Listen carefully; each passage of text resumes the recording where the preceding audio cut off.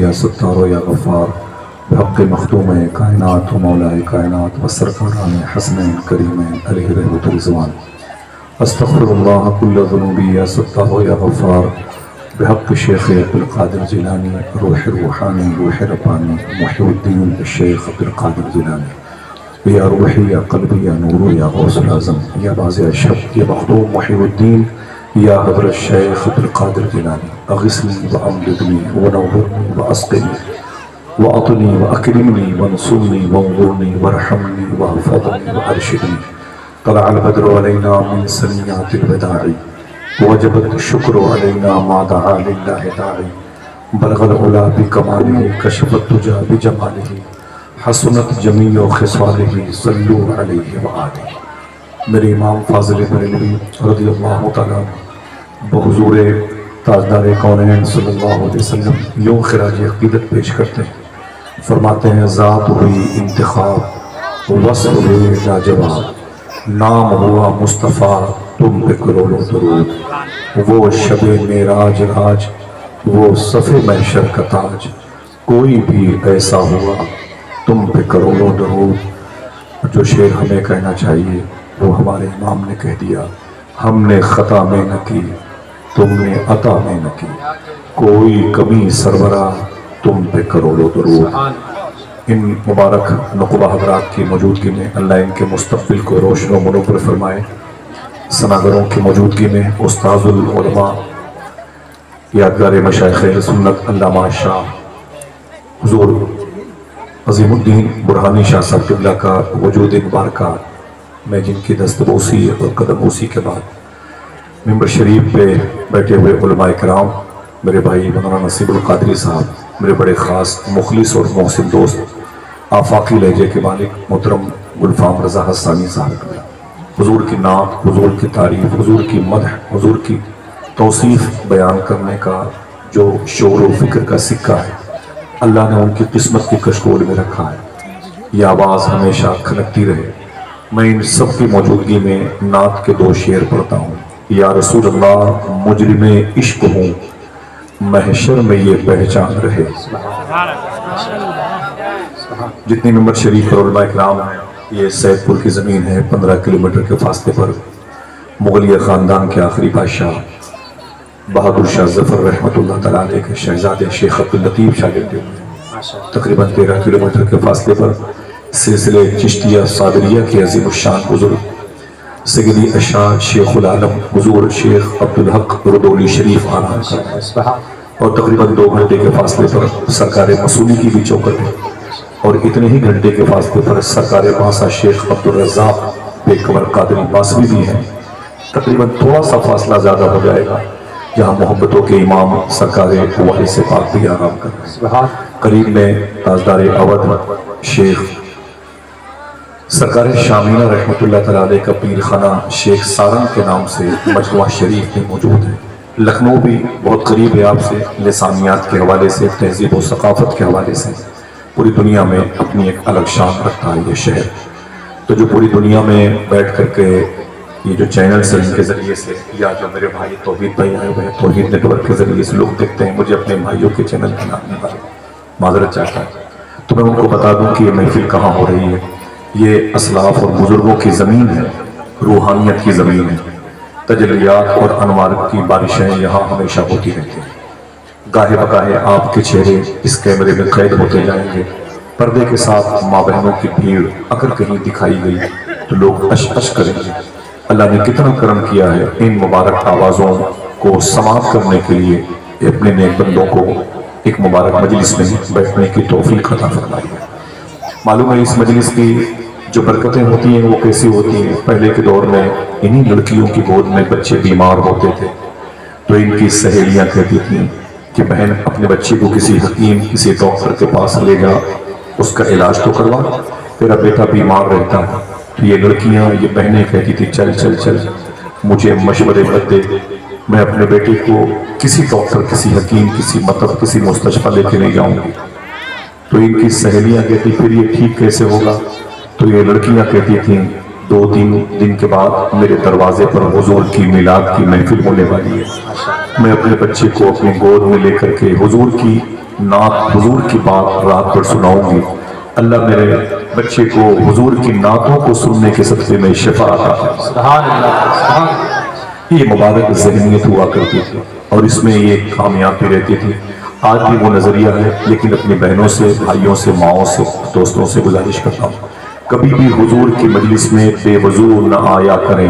इंशाअल्लाह बोले, कभी बेवजू न आया करें, ताकि हुजूर का जिक्र आपकी समातों के साथ साथ आपके दिल तक असर पजीर हो सके। हमारे यहाँ क्या है ना कि उसी धर्रे पे हम भी चलते हैं, उसी पे आप हैं, इसलिए हुजूर का जिक्र हमारे दिलों तक अपना असर नहीं पहुंचा पा रहा। समझ रहे हैं? ये कारी अली अहमद साहब और मौलाना नसीमुल कादरी साहब ने बताया कि सैदपुर की जमीन है और बच्चों की मेहनत पर इतनी मुबारक महफिल सजी। जरा प्यार से कह दो सुभान अल्लाह। 2-2.5-3 घंटे के बाद ना हम होंगे, ना अल्लामा अजीम साहब, ना मेरे बड़े भाई गुलफाम भाई होंगे, नसीम साहब होंगे, न ये मेरे भाई नकुब हज़रात होंगे, कोई नहीं होगा। कारपेट भी उड़ जाएगी और ये शामियाने कनात खोलने वाले जो अभी आराम कर रहे हैं, फिर इन शामियानों के आराम में खलल डालेंगे, इन्हें लपेट करके टेंट हाउस के हवाले कर देंगे, यहाँ कोई नहीं होगा।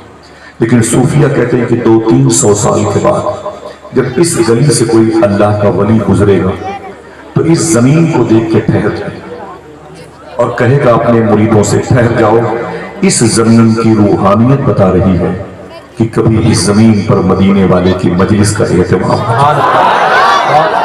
ना हम होंगे, ना आप होंगे, आपके नाती पोते होंगे, बच्चे बच्चियां, उनकी नस्लें होंगी, लेकिन खुदा की कसम इस महफिल की अनवार, इसकी तजल्लियात, इसकी बरकतें उस वक्त भी पावर कराएंगी कि मेरे पुश्त के जजीरे पर हुजूर का जिक्र हो चुका है। और कोई महफिलें होती हैं तो वहाँ की जमीनें उनके बदअक्ली बदअमली की गवाही देती हैं, आपकी मजलिस में बैठने की गवाही। इंशाअल्लाह आपके करीब बैठे हुए कांधों पर जो फरिश्ते हैं मैदान महशर में वो देंगे इंशाअल्लाह। इंशाअल्लाह कह दें, इंशाअल्लाह। बड़ी तेजी के साथ बात आगे बढ़ेगी। एक नात का शेर मुझे पढ़ना है, जो जहां बैठा है वहीं पर बैठा रहे। रात भर अब ये नहीं बात कहा जाएगा कोई करीब आए कोई दूर आए, लेकिन यह कि मजलिसों के आदाब होते हैं। कुछ जगह खाली होती है तो लोग बैठ जाते हैं, खाली जगहों को पूर्ण कर लेते हैं, ताकि सलीके से सफ बंदी के बाद दूसरी सफ पर जो खला का गलबा है उसको पूर्ण करने के लिए बात के मुसल्लियान अंदर दाखिल है। नात का शेर पढ़ता हूँ, हंगामा ना कीजिएगा, और माइक की आवाज़ बहुत अच्छी है। एक गुजारिश ये है कि इसका इको भाईजान बंद रखेंगे। ये इसमें लिखा हुआ है जय सवाल और इसमें लिखा हुआ है राधे राधे। हमारे गैर मुस्लिम भाई हैं, हिंदू मज़हब के हैं, अल्लाह ताला मेरे इन भाइयों के कारोबार में बरकत अता फरमाए। जब से मैं आया हूँ तब से मैंने कहा था नसीम भाई से, माइक बहुत अच्छा इंतजाम किया। मैं बहुत दूर था, बंदगी शाह के रोज़े पे था और मुझे इस माइक की आवाज़ इतने सलीके से मिल रही थी, मेरा दिल बड़ा खुश हुआ। अल्लाह मेरे इन भाइयों को इहदिनस सिरातल मुस्तकीम पे चलने की तौफीक अता फरमाए। आमीन। के तो छोटे से कारोबार के लिए बच्चों का पेट पालते हैं, आपकी मोहब्बतों की मजलिसों में रहते हैं। आइए बस्ती को बंद रखेंगे, आवाज़ इसी कैंपस में रखेंगे, बहुत दूर आवाज़ न जाए, क्योंकि हुजूर गौस पाक के शहजादे। थोड़ी सी आवाज़ अब बढ़ा दें, बहुत बहुत शुक्रिया आपका। आवाज़ थोड़ी सी बढ़ा दीजिएगा, इसी कैंपस तक आवाज़ रहे और बाहर की आवाज़ें बंद रखिएगा। जो पीछे मेरे भाई बैठे हैं ज़रा हाथ उठा के बताएं मेरी आवाज़ पहुँच रही है? बहुत बहुत शुक्रिया। जो खड़े हैं वो थक जाएंगे तो बैठ जाएंगे, उनके लिए मेरा दिल हाजिर है, मेरी पलकें उनके लिए कालीन और कारपेट का काम करेंगे। बस गुजारिश है कि मेरी जब तक गुफ्तगू होगी कहीं भी टहलते रहिएगा, लेकिन जब मेरा भाई गुलफाम भाई नात पढ़ने आएंगे तो बैठे रहिएगा इंशाअल्लाह। कहते हैं बहुत ही सलीके के साथ सबसे अहम चीज़ बचा के रखी गई। और मैंने गुलफाम भाई से, मैंने कहा था ना गुलफाम भाई कि मैं आज बैठ करके गुलफाम भाई से उनकी नातें उनके कदमों के नीचे बैठ के सुनूंगा इंशाअल्लाह। हम और आप दोनों बैठेंगे इंशाअल्लाह। बोले आप ठीक है। एक नात का शेर सुने। मुजरिमे इश्क हूँ महशर में ये पहचान रहे, मुजरिमे इश्क हूँ महशर में ये पहचान रहे, या रसूल अल्लाह आपका हाथ रहे मेरा गिरेबान रहे। मुजरिमे इश्क हूँ महशर में ये पहचान रहे, आपका हाथ रहे मेरा गिरेबान रहे, और मौत के वक्त रहे तेरा तसव्वुर ऐसा कि मलकुल मौत भी कुछ देर को हैरान रहे। मौत के वक्त रहे तेरा तसव्वुर ऐसा कि मलकुल मौत भी कुछ देर को हैरान रहे। मलकुल मौत भी कुछ देर को हैरान रहे। बड़े अदब और एहतराम के साथ बैठे। میں پھر سے تیزی کے ساتھ سلام کر کے بات آگے بڑھاؤں. السلام علیکم ورحمۃ اللہ وبرکاتہ. اب آئیے درود شریف پڑھیں گے انشاءاللہ. آواز میری تھوڑی سی متاثر ہے اور یہ آواز ابھی بغداد شریف سے مجھ کو آئے ہوئے 15-16 دن ہوئے اور یہ بغداد شریف سے ہی میری آواز کچھ متاثر. اللہ کا شکر ہے. اور بس مجھے خوشی ہے آپ سب بیٹھے ہوئے ہیں. کبھی انشاءاللہ بغداد شریف کا سفر اللہ تعالیٰ آپ کی بھی تقدیر میں لکھ دے انشاءاللہ.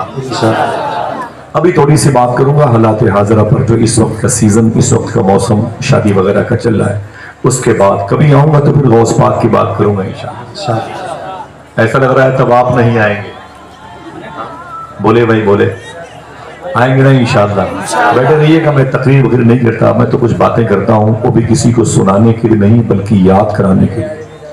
ٹھیک ہے، یہ باتیں سن لیں، یاد کر لیں. بڑا دور گزرا ہے نظامت کا، بڑے ہنگامے ہوئے ہیں، لیکن اب یہ دور میں جو نظامتیں ہیں نا میرے بھائی، میں گزارش کروں گا کہ سلیقہ اور تھوڑی سی شائستگی لائیں.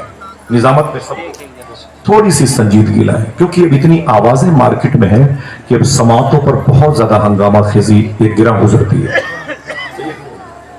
تو تھوڑا سا سنجیدگی پیدا کریں انشاءاللہ. اور اپنے اشعار فہمی کے حوالے سے اچھے اشعار جو کوٹ کرتے ہیں اس میں سے اللہ کی ذات پر بھروسہ رکھیں اور حضور کا جب ذکر ہو تو پھر حضور موجود ہوں، یہ خیال غالب آئے.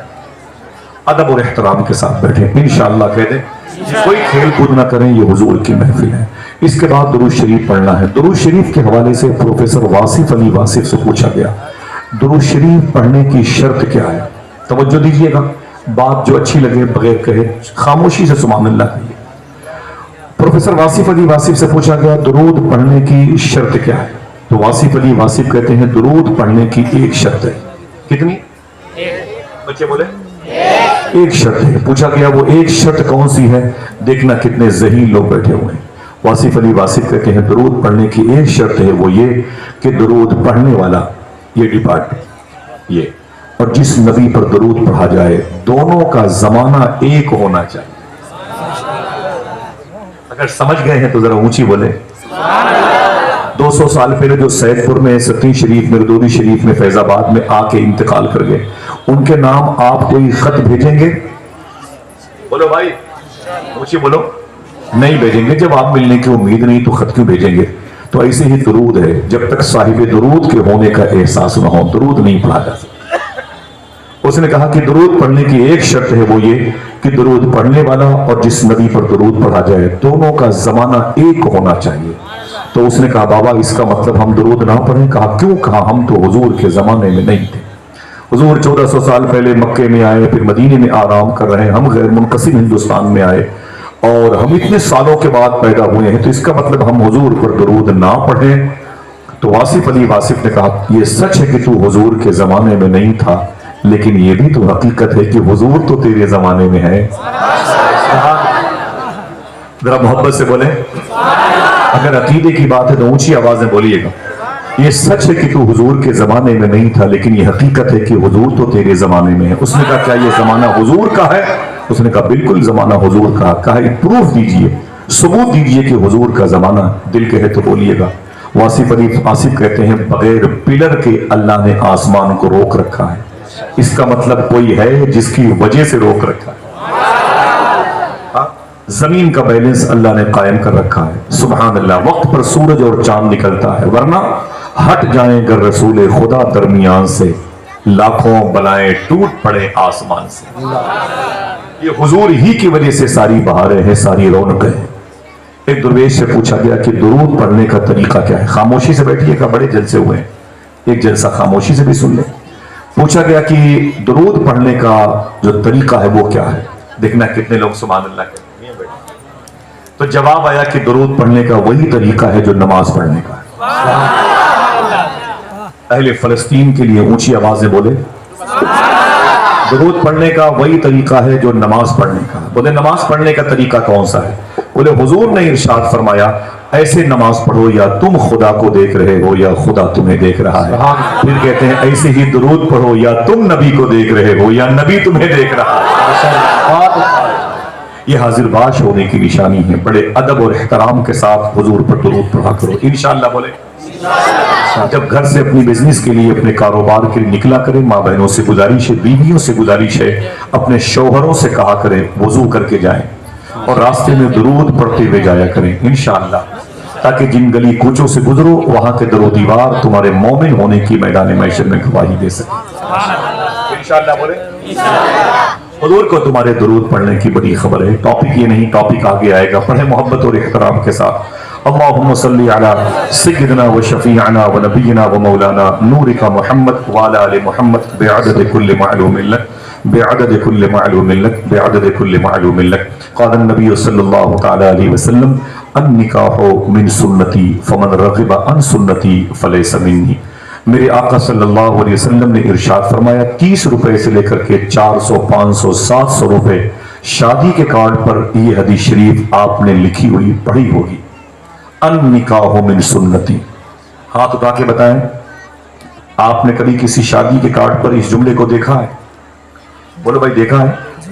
النکاح من سنتی دیکھا ہوگا تو پڑھا نہیں کیونکہ عربی ہے، پڑھنے نہیں آتی۔ ہاں حضور کا ارشاد ہے، حضور فرماتے ہیں نکاح میری سنت ہے۔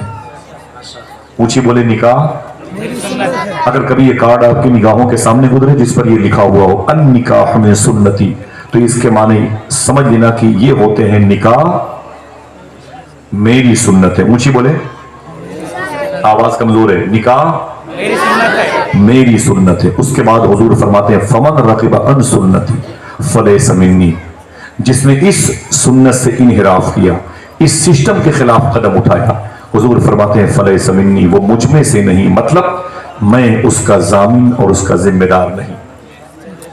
سمجھ رہے ہیں؟ کس کے لیے الٹیمیٹم ہے؟ جو اپنی مرضی سے آج اپنے عقائد کو بیچ کر کے غیروں کے ساتھ رشتے کرتے ہیں۔ یورپ میں لڑکیاں لڑکیوں کے ساتھ شادیوں کی اپلیکیشن کورٹ میں دے دیں، یورپ میں لندن میں امریکہ میں لڑکے لڑکوں کے ساتھ رشتے نبھانا چاہتے ہیں۔ حضور نے فرما دیا فمن رغب عن سنتی فلیس منی، سسٹم بہتر کون سا ہے؟ میرا ہے۔ حضور فرماتے النکاح من سنتی۔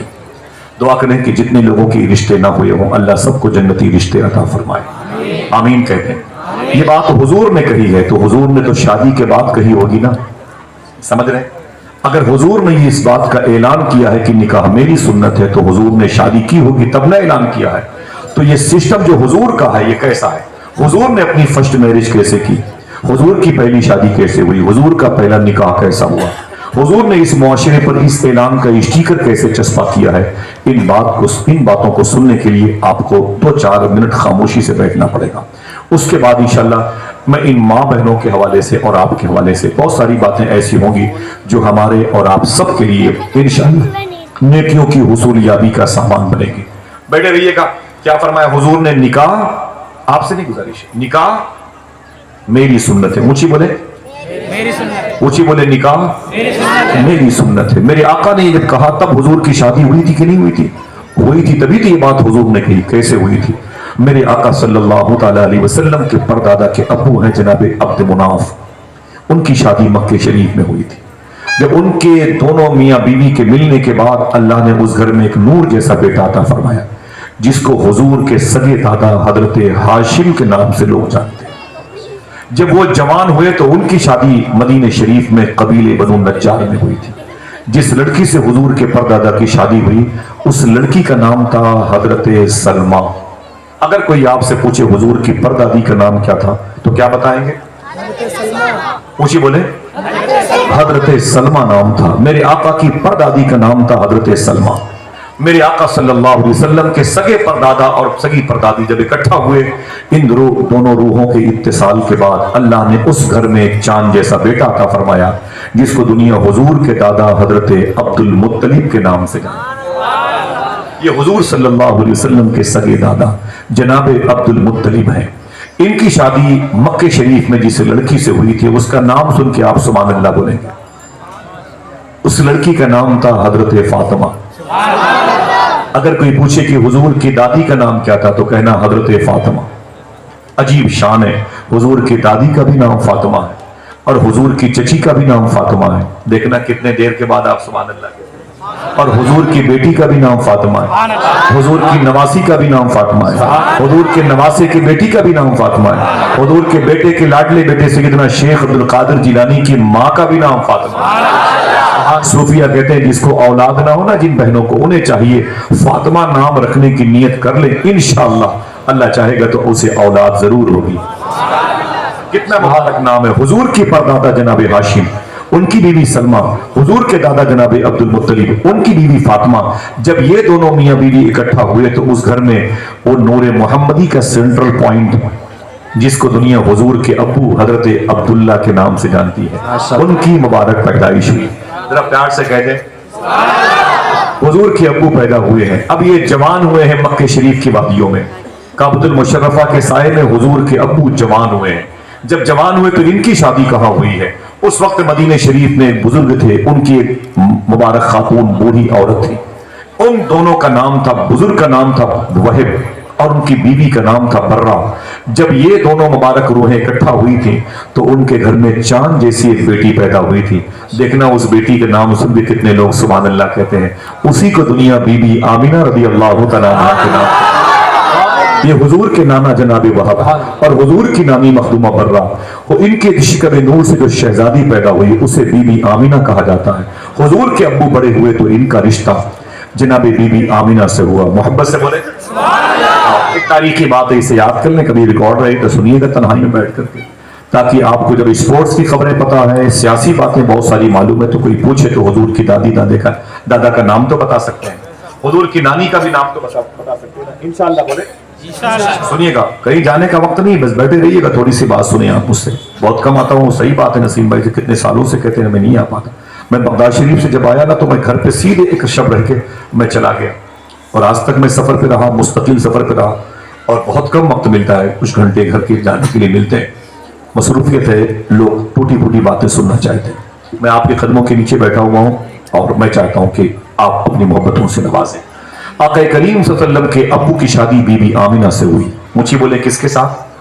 بی بی آمینہ سے۔ میرے آقا صلی اللہ تعالیٰ علیہ وسلم جب اپنی ماں کے پیٹ میں 2 مہینے کے تھے، عموماً شہزادے بچے بچیاں 9 مہینے کے بعد ماں کے پیٹ سے ڈلیوری ہوتی ہے۔ حضور صلی اللہ علیہ وسلم جب 2 مہینے کے اپنی ماں کے پیٹ میں تھے تو حضور کے ابو کا انتقال ہو گیا۔ میرے آقا صلی اللہ تعالیٰ علیہ وسلم کے ابو کی شادی رجب شریف کے مہینے میں ہوئی تھی، اور شعبان اور رمضان اس کی برکتیں نہیں ظاہر تھی، اور حضور کے ابو کا مدینہ شریف میں دار نابغہ محلے میں انتقال ہو گیا تھا۔ میرے آقا صلی اللہ علیہ وسلم جب پیدا ہوئے تو حضور کی ماں کا بھی انتقال ہوا، حضور کے دادا کا بھی انتقال ہو گیا۔ حضور کا نہ کوئی بھائی، نہ کوئی بہن، نہ کوئی ماں، نہ کوئی باپ۔ میرے آقا صلی اللہ علیہ وسلم کی نشو و نما، حضور کی پرورش جناب ابی طالب نے کی، جو حضور کے چچا تھے۔ ان کے گھر میں جب ان کی کمائی کے دانے، رزق، دال چاول آتے تھے، ان کی بیوی، ان کی بیٹیاں اسے پکا کر کے گھر میں تیار رکھتی تھیں، تو ان کے اپنے بیٹے، ان کی اپنی بیٹیاں ہاتھ دھل کے دسترخوان بچھا کے بیٹھ جاتی تھی جناب ابی طالب کے، اور کہتے تھے امی، ابو لائیے مجھے بھوک لگی ہے، کھانا کھا لیں۔ تو جناب ابی طالب کہا کرتے تھے بیٹھو، ابھی محمد عربی کو آنے دی صلی اللہ، حضور کا نام لے کے بولتے ابھی تو حضور کو آنے دیجیے۔ حضور کی عمر 7-8 سال کی ہوتی تو جناب ابی طالب کے بیٹے بولتے یہ کیا مطلب، کمایا آپ نے ہے، لایا آپ نے ہے، دانے آپ کے ہیں، رزق آپ کا ہے، آپ کی محنت سے میرے گھر کی پتیلی میں چاول رکھا ہوا ہے، ہم محمد کا انتظار کیوں کریں؟ تو جناب ابی طالب رو کے بولتے تھے بیٹا تجھے پتا نہیں گھر کی ساری برکتیں اسی کے قدم کی وجہ سے ہیں، وہ نبیوں میں رحمت لقب پانے والا، مراد غریبوں کی بات کرنے والا، اتر کر حرا سے سوئے قوم آیا اور ایک نسخہ کیمیا ساتھ لایا۔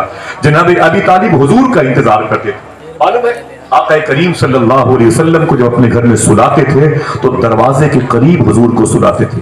7-8-9 سال حضور کی عمر شریف تھی، اور خود حضور کے قریب میں آرام کیا کرتے تھے۔ اپنے بچوں کو سخت گرمی میں وہ اندر برآمدے میں کوٹھری میں سلایا کرتے تھے، گرمی میں ان کے بچے پریشان رہتے تھے جناب ابی طالب کے، اور حضور کو ٹھنڈی ہواؤں کے ساتھ دروازے پہ سلایا کرتے تھے جناب ابی طالب۔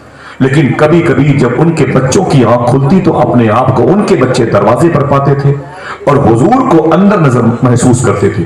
حضور یہاں سوئے تھے، حضور اندر ہیں، میں اندر سویا تھا اور باہر ہوں، تو اپنے باپ جناب ابی طالب سے پوچھتے یہ کیا مطلب ہے؟ میں تو اندر سویا تھا، آنکھ کھلی تو دروازے پر ہوں، اور حضور کے بارے میں کہتے وہ تو باہر سو رہے تھے، آنکھ کھلی تو دیکھا کہ وہ اندر سو رہے ہیں۔ تو جناب ابی طالب کے رو کے بولتے اے میرے بیٹے، راتوں کو جب میں حضور کے ساتھ سوتا ہوں، جب مجھے خطرہ محسوس ہوتا